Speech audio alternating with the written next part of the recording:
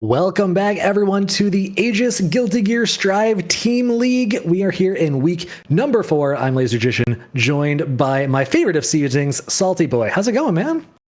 Going fantastic. We already saw a very fun set between two Goats, two Rams, and Tampa Never Sleeps. And we're going to be continuing that action for one more team series right now, as we have 4 freaking May players versus Odins Gaming set up for y'all. Yes, 4 freaking May players is exactly what you should be expecting for this team right here. Except we're going to be expecting 3 freaking May players. And the 3 freaking May players you're going to be expecting are going to be JSav. Is going to be Sari or Jasu now.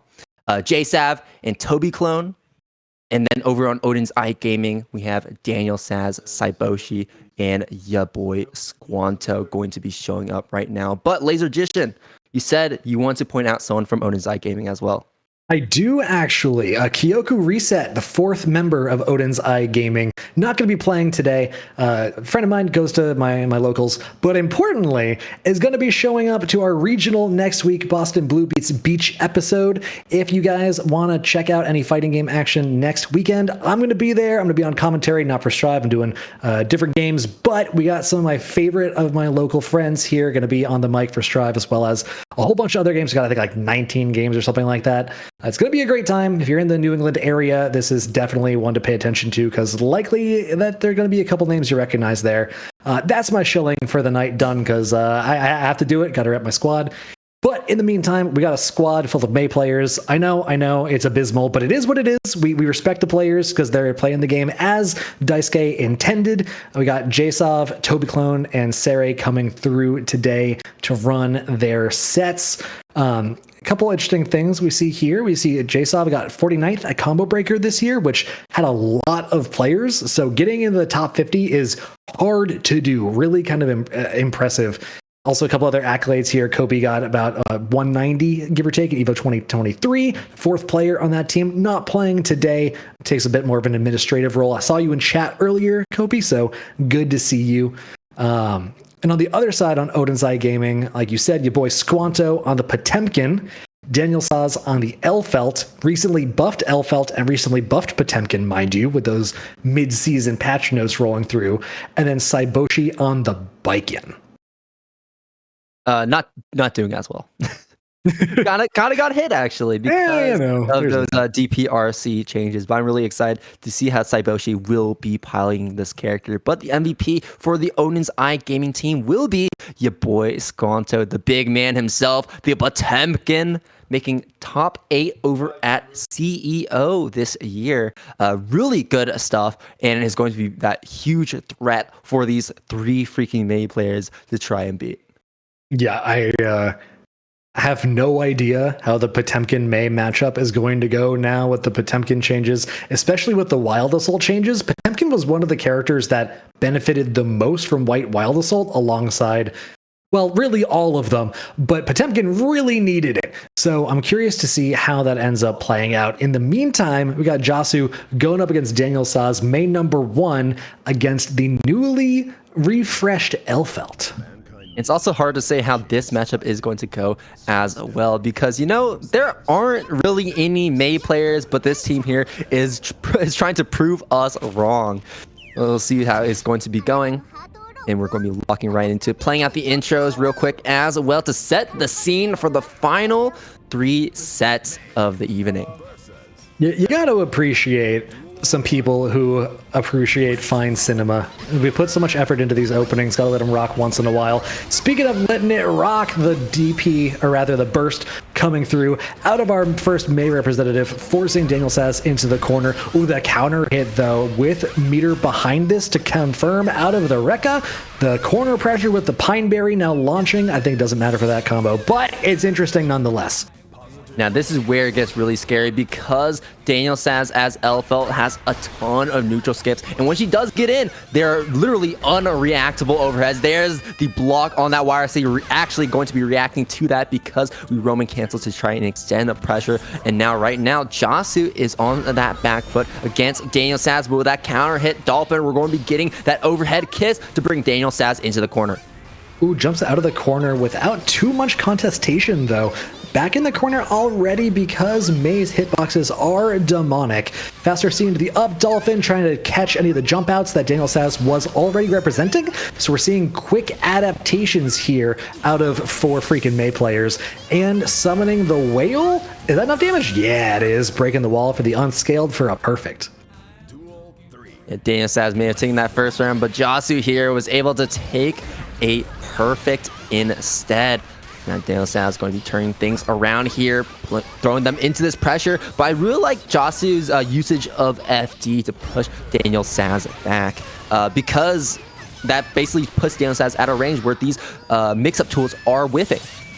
Yeah, and we saw the whip punish come out there. Didn't amount to too much, but it is going to be an important tool to keep an eye on for the rest of the set. We can get a little bit of a counter going if you want. I'm a big fan of that kind of idea. Straight into the super for Daniel Saz to take the first game. Remember, these games are in the same division, so the points here do count towards the standings for the second round robin. And because it is a second round robin, this is also a rematch as well. Both of these teams have played each other before. So we're seeing that strategy come into play where they know what to expect. They should know like how these players play. And we're going to be seeing these adaptations, the next layer basically in play for the second round robin. And the layers really matter when you're going up against an Elfelt, right? The mind games behind the Rekka, going high, going low, going for just an empty cancel so you can reset your pressure, try and steal that turn, can be really, really complex if you want to play at that level. You know, if you don't want to just spend your burst, spend your YRC, if you don't have them available maybe. Now we got the whiff punish with the Dolphin, big anchor coming through, Dolphin damage in the dome. Ooh, the contestation though with the 5k means Daniel Saz gets the pressure going once again here. Oh, really smart YRC though. Daniel Saz back up against the wall, based out the YRC, but not able to get that punish. Daniel Saz that was on the last leg, very low health. Big counter hit anti-air, a burst coming out from Josu, trying to close it out right now, but a huge counter hit from Daniel Saz. This is going to put Josu closer and closer into the other corner, coast to coast. A YRC once again does not want to deal with that mix-up, and with the overhead Dolphin is going to be able to close it out just barely. And the hero burst works out for Josu here. Daniel Saz not deterred, going for the pressure, routing into the super. Barry heads up, wasn't going to be able to get a wall splat with that routing without the super, so routing it before the wall splat to make sure they can get the positive bonus. The 2D from Josu not landing means Daniel Saz gets the whiff punish, but the 5P anti-air. Now, is this super going to hit? Holding my breath, no, it won't, but we're able to pick it up regardless. And that is going to be the, oh wait, no, hold on, not yet. Josu's still holding on with a sliver of life, but to no avail as Daniel Saz jumps back, shoots out that fireball, and zones out Josu from afar to take that round and even things up. The dreaded air gun. Run from it, fear it, it comes for all. As does a Dolphin. 5P staggers. Not much coming through. We do get the stagger not mashed out of, which means the run-up throw continues the pressure until we can get Shamu to break the wall for us. Hard knockdown. Now burst available for both, but the meter advantage deeply in Josu's favor. The PRC into the overhead. Good reactions, though. Again into the 2D for the low, but Daniel Saz will not be opened up. Bridal Express into the Rekka, and we have meter. Confirms into the super for the unscaled damage. Well, at least not crazy scaled. And I'll think, does the record? Maybe it does. I don't know. But we got another hit and the burst comes through. Good burst to switch the sides. Yeah, for sure, and gets a throw as well. Gets the PRC, trying to bait something out. Daniel Saz biting with the burst, going to get a successful one. And you can see that 6P attempt from Josu trying to catch Daniel Saz on that air approach. And right now we're trying to play as grounded as possible, but there's the JH coming in. And we've seen so often where Daniel Saz has been successfully trying to anti-air those air approaches from Josu. But that time it just did not work out. And especially using a move like JH is very smart because it has a very large hit box where 6Ping it is very hard. And it's really important that they did manage to land that JH because 1-1 is significantly better of a position than 0-2 when you're going for a first to 3. So evening up the set early on like this matters a lot for the momentum of the set. Absolutely, bringing things back down to even ground. but who is going to be taking the advantage now, as this game will be deciding who gets 2-1 here. Josue looking so much cleaner against Daniel Saz. And the 6H keeping them locked down, charging up the 6H once again, but great 2P mash. It can be very scary because of the high damage potential from 6H, but you got to do it sometimes to get out of that pressure. Yeah, I really like that choice. You haven't really represented it too much, the 2P mash, so showing it now halfway through the set, super effective. Going up into the air, trying to find that falling JH like you talked about before. The PRC into the JP, something we've seen earlier on in the set. Daniel Saz has not bit for it yet. Knockdown, meter to put here if we need it. Spaced out on the 2D so that we couldn't punish it. Daniel Saz looked for it, couldn't find it, and then the far slash for Josue winning the round. Already starting off with that 6H, great anti-air from Daniel Saz on the dolphin jump. Now Josue back up against the wall, spends the gold burst, throws out the beach ball to keep Daniel Saz locked down, and a counter hit with the 2D. Not going to be getting too much because that burst from Daniel Saz, but arguably maybe that getting that burst is the most important part. There's the H dolphin getting in, getting those plus frames. What's it going to be now? Counter hit 2P, Daniel Saz out of the corner.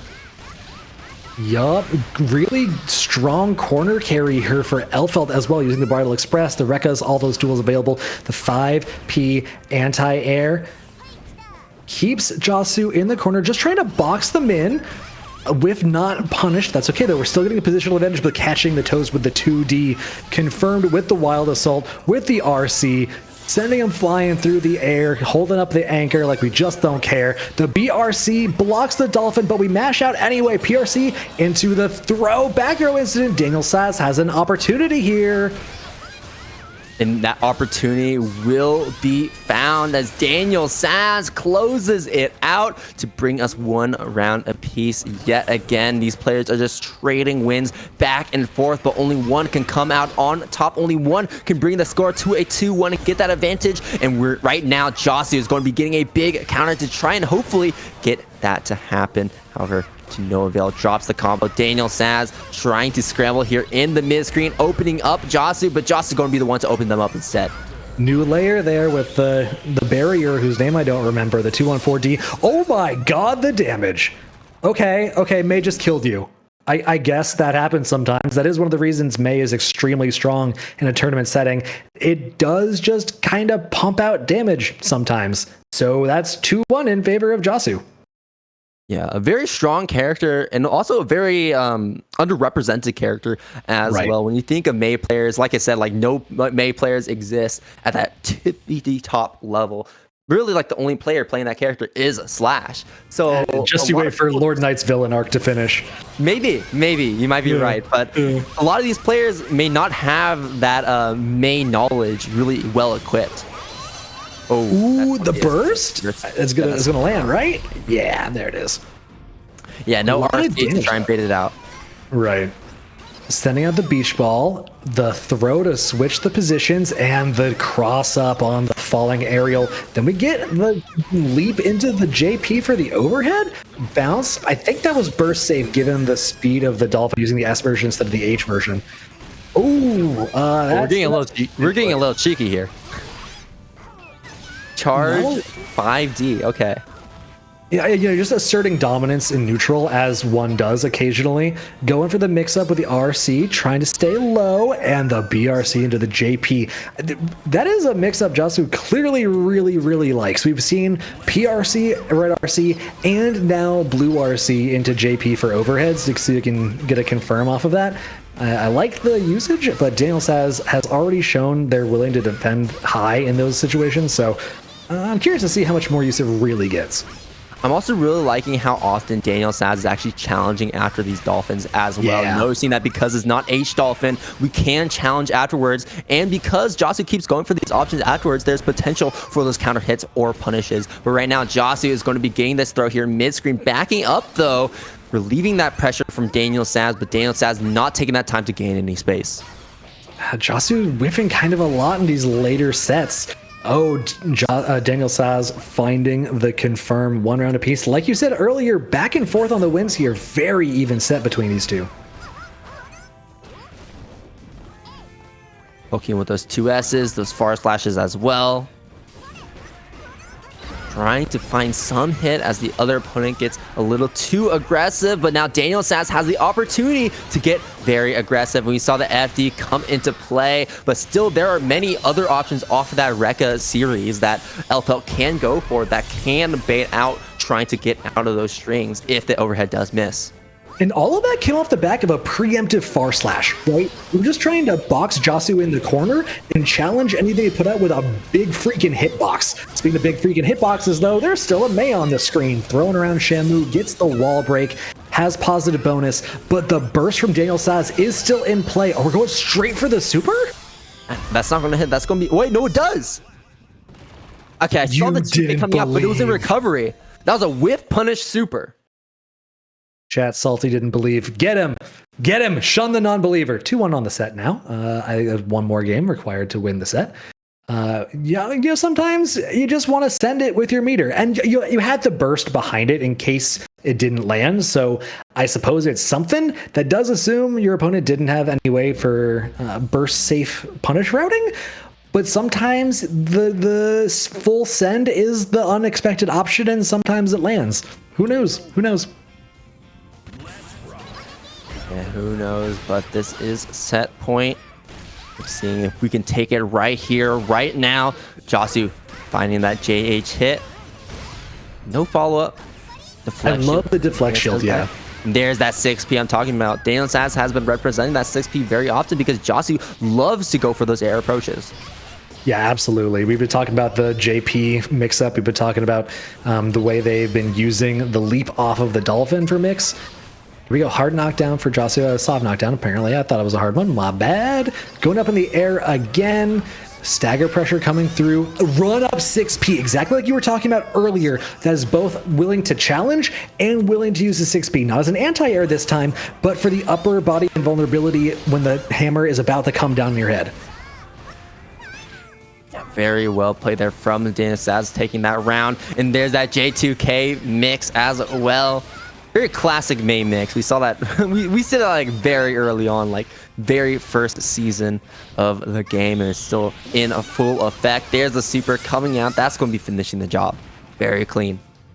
These are just passing back and forth a W. I don't think there's been 2 wins in a row this entire set. Yeah, we're just handing it back. We're doing a relay race here. Oh, Gold Burst not coming through means Daniel Sass gets the whip punish. Didn't convert into anything. The BRC does give some plus frames. The challenge from Josu, though, big damage on counter hits for Mei, one of the cornerstones of the character. Now we have meter to try and convert into a win. No, the Pineberry launches. We're not used to the combo yet, though. Unfortunate. Now we have one more hit in order to build the meter. There it is. One more mix from the Rekka into the RC, confirmed for the win. I believe that's 3 for Daniel Saz now, if I'm not mistaken. Yeah, that should be the set win here for Daniel Saz as we find our first point for Odins Eye Gaming. And this is a big win here. Not just because, like, once again, it sets the pace for the series and the other sets that go onwards, but also just the fact that, both of these teams are in that bottom 3 of the division. Like I said before, when we get to those playoffs, the bottom 3 from each division will be cut from the tournament. So we'll be cut from the tournament, from the team league. So being able to win this one is very big in actually getting into that top 3 placement. Yeah, an interesting one here. Up until that set, Daniel Sass was actually 0-3 on set wins for the entire tournament, for the entire league. He was, 5-11 win-loss on games across all of his matches. So both the first win that Daniel Sass has gotten in this league, and also, like you were saying, an important one to keep his team afloat in the league. So, congratulations to Daniel Sass. Getting that first win can be such a big confidence booster when you have a lot of games to play like this. The first one can really be the first of many. Next up, we got someone, I don't know whose name that is up there. It's kind of hard to tell when they're all Mei players going up against Saiboshi, which means it should be... But yeah, we have a J-Sav here. J-Sav, Saiboshi coming up right now.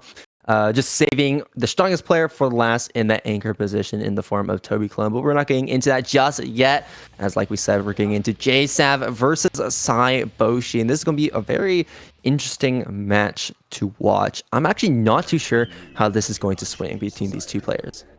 Yeah, the parry is very, very important in this matchup. It's one of those tools that is extremely strong against dolphin pressure because you don't need to guess on timing the way that you need to in terms of using like a 5P or a 6P. And also, it's good against both slash and heavy slash versions of dolphin. So you kind of get a mini OS there kind of for free. So whether or not Saiboshi can get the timing read on Mr. Noodle exactly like that can matter a lot. The 6P going through the tether? Okay, we got some spaghetti coming through immediately. Oh, and the burst bait as well. Is that... Okay, not dead just yet. We don't have the mirror to kill, and we also got that short little combo drop as well. But this is a big start for Saiboshi getting that Yozansen.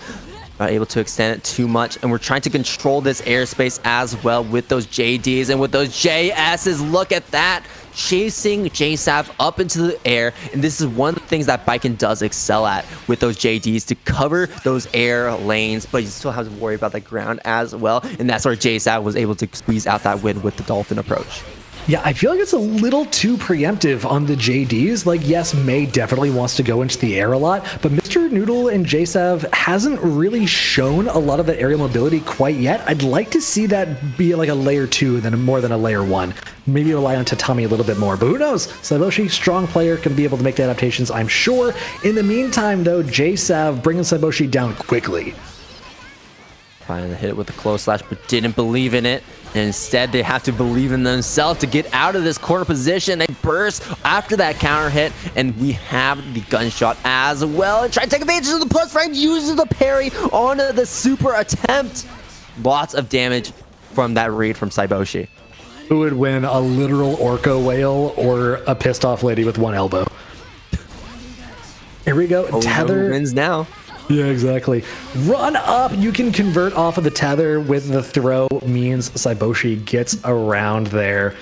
Really fast play from Saiboshi. The mix from them so far has really been strike throw. Nothing crazy in terms of high-low or insane tether mix. But just by playing quickly, you can really overload the mental stack. Mr. Noodle here on JSav, rather, getting the wall break. Now a counter hit on the H Dolphin into the command throw. We get the wall bounce with a 6H, and we have the meter, but no, we just mashed a little too hard.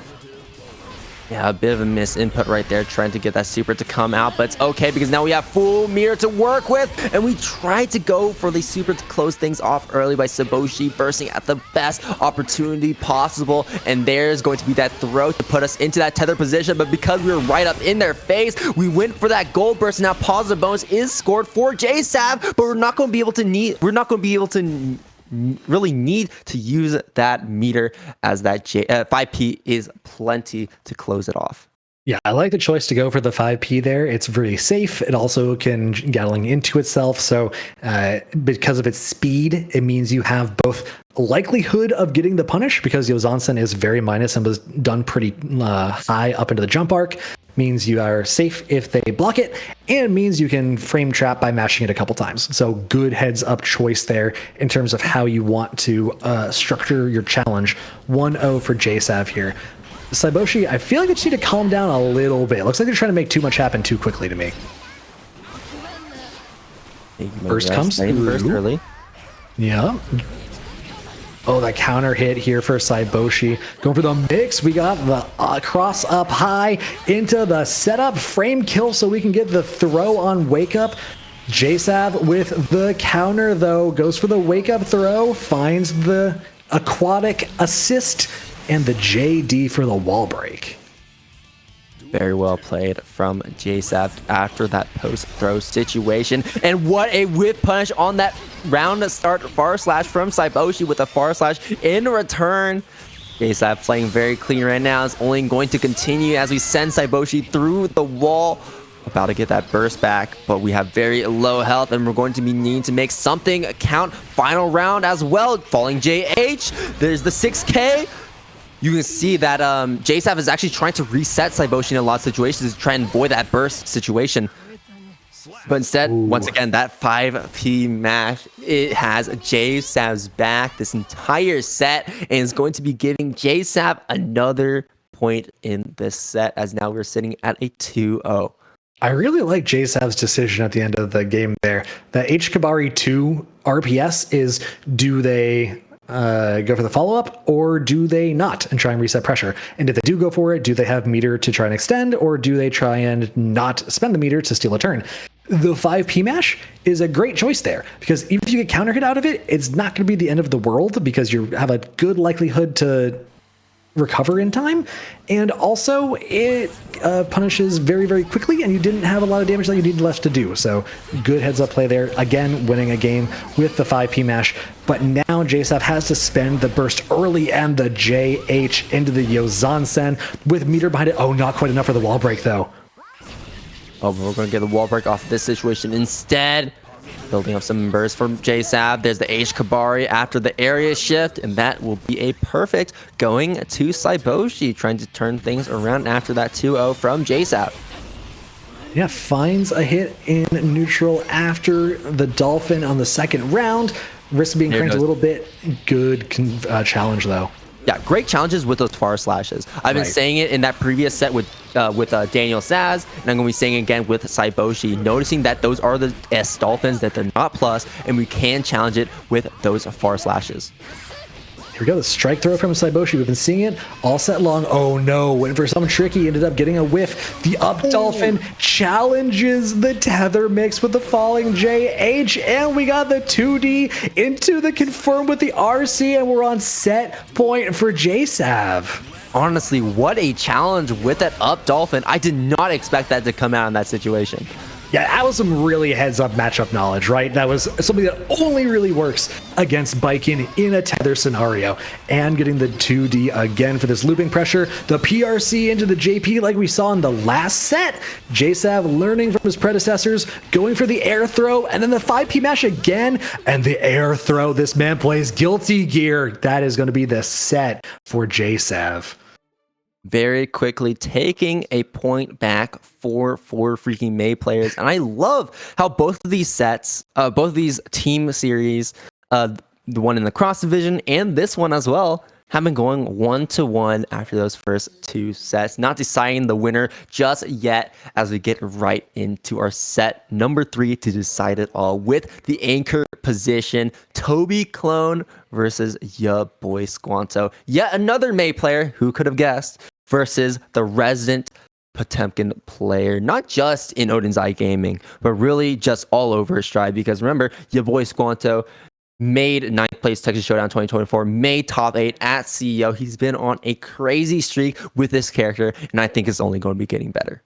And his character has been meaningfully changed within the last 2 weeks also. So if there's someone who's going to be able to unlock this potential, figure out where he lies after the changes, I have full faith your boy Squanto going to figure out exactly what that looks like. Toby Clone, though, freaking May player number 3 for the day. Anchor position. Team has full faith in him to be able to weather this ironclad faith of a storm. See how these two match up against each other as soon as the one like Squanto shows up. Just need a minute here to get into the lobby. You know how Guilty Gear be. In the meantime, though, we do have a Matcherino. If you feel so inclined to help donate, the pot here is seeded by all of our wonderful sponsors with their help. So anything you do is just gravy on top, and we would really, really appreciate it. If you feel generous tonight. In the meantime, we do run every Wednesday here, 8 o'clock p.m. Eastern Time, 5 p.m. Pacific Time. I think we are loading up into the game right about now, Salty. Yeah, it looks like we're getting right into it. Your boy Squanto in the room versus Toby Clone. The final set of the night, and the final set to decide who wins between these two teams. Yeah. I believe we have a match predictions going on in the chat as well. So if you're the gambling type, the predictive type, see if you can get those channel points doubling down. Just gotta get these two to connect. Can take a couple tries, but here we go. Toby Clone and your boy Squanto here in a best of 7, first to 4 for set 3, game 1. getting right into it here. Let's rock, and immediately a trade to start things off. I love that challenge from your boy Squanto with the 2K after that 3K attempt. 3K is now punishable, so we're just taking our turn back, but a burst from Toby Clone, and there's the back Mega Fist as well, using it on defense and the white wall assault to root into this knockdown from mid-screen so that we can get that buster. Keeping the meter behind it, goes for another throw. No such luck. Toby Clone now has the reins, but your boy Squanto just needs to be right one more time. Defense here. There's something hilarious about May guard crushing Potemkin, can I just say? I mean, you know, a giant anchor like that would do that to anybody. It's true, it's true. I also would be guard crushed by a giant freaking anchor from the third freaking May player. Blocks the slide head, and oh wow, the far slash catching the JD from your boy Squanto, and Toby Clone taking the first round here. What's the round start going to be? And we see Toby Clone go for the round start 5K yet again, but this time Squanto playing more patient, backing up. There's the white wall assault using the invincibility. It is minus, but you know, if it hits, it doesn't really matter. Yeah, frames are a social construct here in Boston, so you're only minus if you believe. The command grab from Toby Clone coming out. The PRC into the backdash drift, trying to bait something out. Couldn't find it though. Hammerfall to close the distance. Oh, the 6P Toby Clone, like a May player, does in fact like to go into the air. PRC trying to keep safe. Squanto not able to get too much going right here. The neutral is in favor of Toby Clone, but again, you really only need to guess right once or twice. 6P praying to the sky, the Garuda to try and control the ground, but Toby Clone just out of range, and that is going to be eating that 5K, using the armor, the 6K to get a little bit forward. There's the super, the shield, the heat tackle, and the 5P afterwards as well. That's going to be a round for your boy Squanto as we start the final round of game number 1 with both players on full burst. Getting that far slash anti-air yet again, your boy Squanto is walking Toby Clone into the corner. Ooh, going for the flick on the beach balls. Representing that early means Toby Clone may be more reluctant over the course of the match to throw that out in neutral willy-nilly. White Wild Assault is minus, but Toby Clone doesn't capitalize. Jumps out of the corner, finds the cross-up, finds the Dolphin. Trying to get the pressure going with the up Dolphin. Staying in the air, steals the corner. We're back here in mid-screen, tries to go for the white wall assault, but gets caught out by the Dolphin. And Toby Clone going for the reset into the overhead kiss once again. Oh, we try to go for the Heavenly Potemkin Buster. It is buffed in this version, but still not going to catch as long as the opponent is grounded. But we find the counter hit with the white wall assault rooting into the heat tackle. That will be the round going to your boy Squanto as well as the game. You only have to be right once or twice when the game gets to that kind of situation as the Potemkin. White Wild Assault no longer the automatic I win neutral button, but still has a lot of use as an armored approach move. Closes out the round 1-0 for Squanto. Oh, what a heartbreaker for your boy Toby Clone. Well, you know what? Don't say that just yet. We're still in we're in the second game now of this best of 7. Still anything can happen, and Toby Clone did have that strong start against your boy Squanto with that first round. Let's see if we can continue that, or if your boy Squanto will be continuing this lead that he's built up so far. Great 2D to get that knockdown, and just continuously contesting for space with the 6Ks and with the armor from Slide Head or Hammerfall as well. Yeah, I appreciate how Squanto has also only been going for just like regular old meaties on knockdowns. No Garuda versus a Potemkin Buster shenanigans quite yet, letting the layers develop a little more, letting the match cook before he needs to get onto the sauce. White Wild Assault does land. The follow-up Hammerfall means he takes the round. Yeah, right now, Squanto. I think right now the goal that your boy Squanto is looking for is to make sure that Toby Clone wants to stay grounded. He wants to make Toby Clone scared of being in the air. And so far, your boy Squanto has not really done too much to try and enforce that outside of those heat tackles. Yeah, I really like that point. That is one advantage that May has in this matchup, is both the mobility and specifically the aerial mobility. So if Squanto can dissuade that, it is a really big, important factor. White Wild Assault not coming through after the Potemkin Buster. Just needs to be right one more time. It'll be burst safe, but not happening what a here. Block. Toby Clone throwing, all of his resources into a blocked super. Squanto needs one more touch here, Salty. Oh, and the burst coming out from Toby Clone, and there's the throw! that will be the round here, going to your boy Squanto, and another game as well as we bring it to game number game number 3, as now we're at 2-0 for your boy Squanto. And man, that block on the super was actually kind of absurd. The fast RC from the super into the tap dust. I didn't even see it for a second until it happened. Yeah, that's one of those ones where if you throw that at your opponent and they block it, you just go, all right, cool, you got me. Good defense, GG's, next, go next. Like, it happens. Yeah, it's also a really good option for Mei as well, because if that tap dust does hit, then the second hit of that super will lead to that wall break. Here we go. See if Toby Clone can enforce that again in the future. Your boy Squanto, like you said, really heads up with his 6P usage to dissuade Toby Clone from going to the air, wants him to stay grounded. But not going to be really making anything happen here as Toby Clone gets the wall break. Positive bonus. That's not invincible, though. The super. Ooh, the white wall was so losing. In the process, however, is just that omniscient screen presence. You cannot clear it just that easily. There's the block on the Dolphin, the RC to extend the pressure, and the counter hit with the 2D will net Toby Clone around here and try to get at least 1 point on the board. Your boy Squanto is trying to deny that for Toby Clone yet again. Ooh, the punish on the armor. Going up into the air, a couple of overheads into a corner steal, trying to stay in the air as long as we can, wait for the gold burst. I love that look from Squanto. Not happening here, but you're up 0-2 in a 1st to 4. You got games to play with. If you can get that gold burst to land, the mental damage and momentum you get from it is huge. It's not that high of a risk in terms of the set. In terms of the game, sure, Toby Clone now has control of the corner, has a big conversion here, may be able to take the round and you just threw your burst away. But like, the look is great.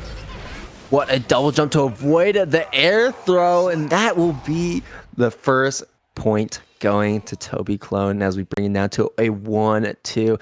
That was a crazy sequence of options from Toby Clone, especially at the end right there, using that double jump to avoid the air throw. And Toby Clone has, honestly, so far, I mean, we've been talking about it a lot during the set, is just that Toby Clone has been using that air mobility to great effect, and also using those normals to great effect in the air as well. I mean, JD, JH covering that approach or stalling in the air to prevent stuff like those anti-airs or prevent those gold burst attempts that your boy Squanto did go for. These two have done the exact same round start trade. I swear to God, more than half of the rounds in this set is ridiculous. Oh, the fallen hammer, the skull crusher. This man does not skip tricep day into the pot buster.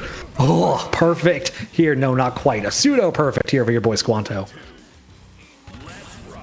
Now that is one Potemkin Buster, maybe one of many. We will see. Toby Clone instead trying to enforce this pressure. The heat tackle actually going to swap sides, and the wild assault from your boy Squanto trying to cover a possible mash from Toby Clone. Love how Toby Clone's like, all right, you don't want me to go into the air? I'm going to go hella into the air. Like, JD's out of the wazoo, stay up here as long as I can, make it really hard to anti-air me. I'm not letting you tell me how to play my game. I'm getting a wall splat and walls break instead. Yeah, absolutely. Your boy Squanto has full meter. Using the shield into the pot buster, that's going to be a full combo too, if that didn't kill. Like, that was overkill at that point. Oh my God, I love that. The setup going for the grimy stuff, bringing him to the 1-3. That pot buster closing out the round with all that damage. I'm not even sure what Toby Clone is supposed to do here, right? Like, I like the adaptation to stay in the air and mix up your timing. I think that's a good one. It's one that Squanto is going to have a lot of trouble dealing with because the options are like 6P and just kind of move, I guess. Nothing that's really a clear-cut answer. But Squanto, once he gets you grounded, has everything he needs to close this set out for this game right here. Absolutely. And now we're back in that ground. On the ground, the preferred space that your boy Squanto wants to play at. But Toby Clone is going to be finding that first big combo. And also that first big wall break, as now positive bonus has been scored for Toby Clone. Your boy Squanto on very low health. There's the super PRC going for the empty jump. Low, and we're seeing a lot of small hits opening up your boy Squanto, but no big combo until now as we find the counter hit with the heavy dolphin into the overhead kiss. Yeah, really important. Needed the round because if he doesn't get his game, then they are out. It is 1-3 for Squanto, so just needs one more game to close the set. Toby Clone here in the corner, using the meter for the FD, trying to keep Squanto at bay. The burst is coming through just to keep the pressure in the corner, but Toby Clone finds the Wisp Punish coming down from the air. Trying to end here with the 5P, but to no avail. Toby Clone keeping this pressure going. There's the backdash on the slide head. The counter hit from the Dolphin. There's going to be a wall break for Toby Clone. Positive bonus as a result. Squanto has some meter to spend on it. White Wild Assault PRC Potbuster. Are you kidding me? Addy's throwing down the shield. We're going for another Potbuster, and it's enough. He didn't recognize the setup.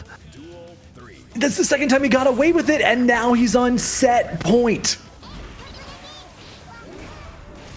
All right, the 5P counter hit, and then it's going to net your boy Squanto to the corner position. However, Toby Clone going to get out effectively with these great mashes. The Dolphin to continue to gain space, but the back the back Mega Fist used excellently from your boy Squanto, catching Toby Clone on that approach. The JD falling down as well, trying to bait out those anti-air attempts, and a huge counter with that close slash. Your boy Squanto is going to be taking this round here with the heat knuckle into the wall break.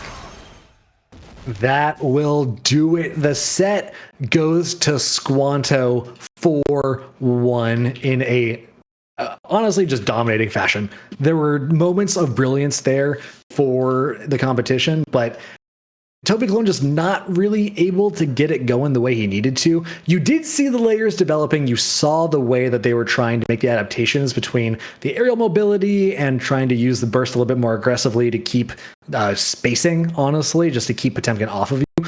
But not really making a lot of difference when White Wild Assault PRC Potbuster keeps taking away half your life at a time. Good stuff from the team on Odins Eye Gaming. Absolutely.